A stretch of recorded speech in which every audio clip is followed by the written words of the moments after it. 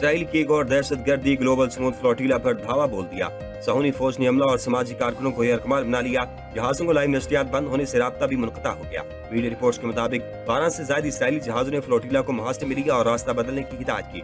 इनकार पर समाजी कारकुनों को हिरासत में ले लिया गया। समूद फ्लोटिला में 44 ममालिक के 450 से ज्यादा अफराद शामिल हैं। साबिक सेनेटर मुश्ताक अहमद समेत दीगर ममालिक के सियासी रहनुमा भी फ्लोटिला पर सवार हैं।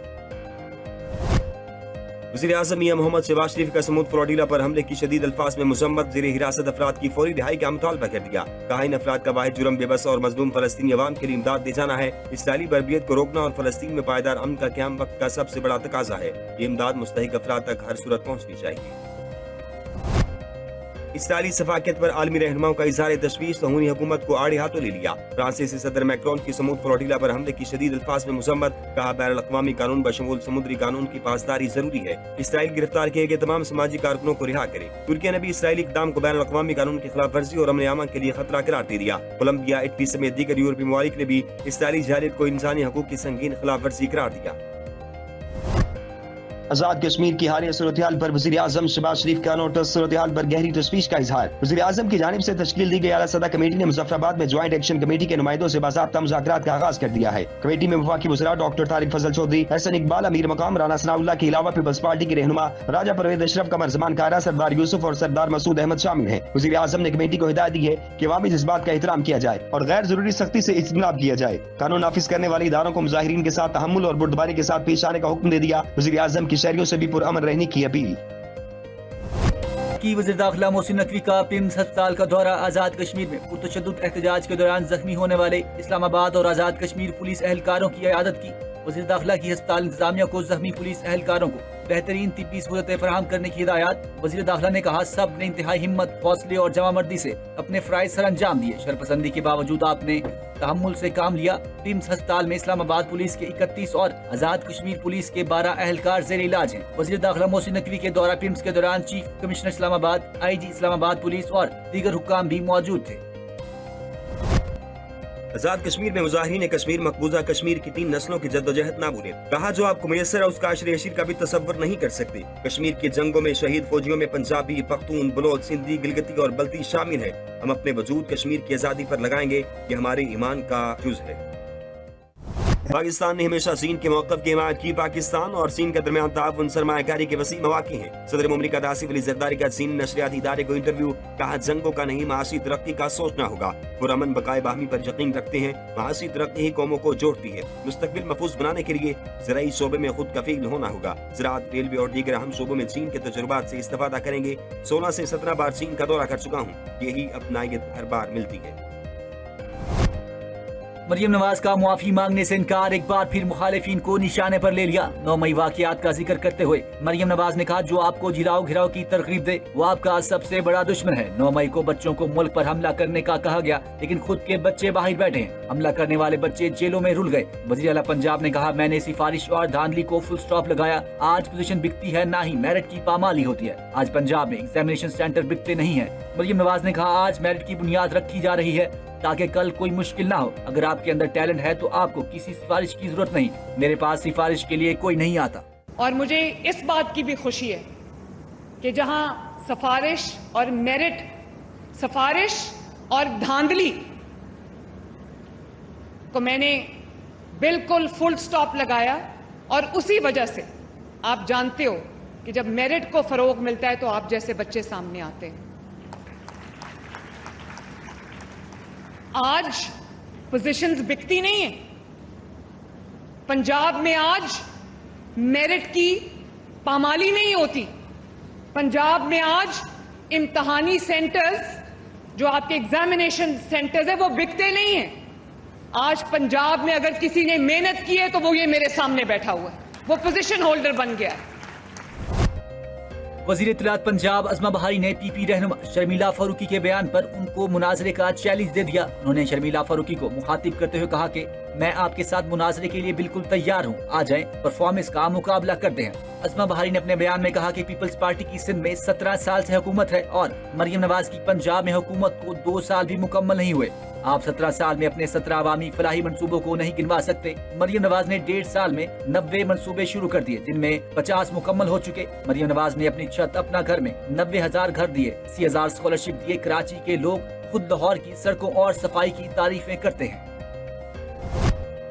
بطور وزیر اعظم میں 7ویں NFC ایوارڈ کا اعلان کیا۔ ملک کو آگے لے جانے کے لیے سب کو مل کر کام کرنا ہوگا۔ قائم مقام صدر سید یوسف رضا گیلانی کا خطاب، کہا اختلاف رائے جمہوریت کا حسن ہے، ہم نے آئینی ترامیم کے ذریعے پارلیمنٹ کو مضبوط کیا۔ موجودہ مالی سال کی پہلی سہ ماہی میں تجارتی خسارے میں 33% اضافہ ہو گیا۔ جولائی تا ستمبر تجارتی خسارہ بڑھ کر 9 ارب 36 کروڑ 80 لاکھ ڈالر ہو گیا۔ گزشتہ مالی سال اسی مدت میں تجارتی خسارے کا حجم 7 ارب ڈالر تھا۔ ادارہ شماریات کی رپورٹ کے مطابق موجودہ مالی سال کی پہلی سہ ماہی میں تجارتی خسارے میں 2 ارب 32 کروڑ ڈالر کا اضافہ ہو گیا۔ برآمدات 7 ارب 60 کروڑ جبکہ درآمدات تقریباً 17 ارب ڈالر تک پہنچ گئے۔ حکومت نے چینی کی مزید درآمد روکنے کا فیصلہ کر لیا۔ حکومتی ذرائع کے مطابق وزارت قومی غذائی تحفظ میں شوگر اسٹاکس کا تفصیلی جائزہ لیا گیا، جس میں طے پایا کہ ملک میں چینی کی وافر ذخائر موجود ہیں اور مزید درآمد کی ضرورت نہیں۔ حکام کا کہنا ہے کہ ٹریڈنگ کارپوریشن آف پاکستان کے ذریعے اب نئی درآمدات نہیں کی جائیں گی، جبکہ موجودہ معاہدوں تک درآمد کو محدود کر دیا گیا ہے۔ پیٹرول اور ڈیزل کے بعد مٹی کا تیل 5 روپے 1 پیسے فی لیٹر مہنگا کر دیا گیا۔ اوگرا نوٹیفیکیشن کے مطابق مٹی کے تیل کی نئی قیمت 184 روپے 97 پیسے فی لیٹر مقرر۔ اس سے قبل مٹی کے تیل کی قیمت 179 روپے 96 پیسے فی لیٹر تھی۔ شریف علی پور سمیت دیگر علاقوں میں تاحال سیلابی پانی جمع، متاثرین کو گھروں میں واپسی کے لیے شدید مشکلات کا سامنا۔ ادھر جلال پور پیروالا میں M5-20 میں روز بھی بند، موٹر وے کے دونوں طرف سے سیلابی پانی کا نکاس ممکن نہ ہو سکا۔ متاثرین کا امدادی سرگرمیاں تیز اور راستوں کی فوری بحالی کا مطالبہ۔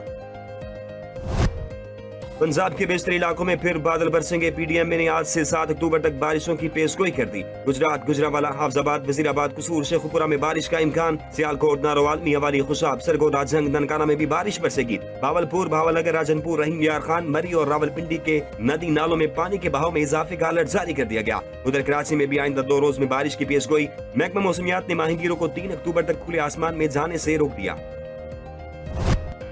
دنیا کے امیر ترین شخص ایلان مسک نے دولت کا نیا عالمی ریکارڈ قائم کر دیا۔ امریکی جریدے فوربس کے مطابق ٹیسلا اور اسپیس ایکس کے بانی ایلان مسک کے اثاثے پہلی مرتبہ 500 ارب ڈالر سے تجاوز کر گئے۔ ایلان مسک نے دنیا کے دوسرے امیر ترین فرد لیری ایلیسن سے تقریباً 150 ارب ڈالر زیادہ کے مالک ہیں، جبکہ مارک زکربرگ 245 ارب ڈالر کے ساتھ تیسرے نمبر پر موجود۔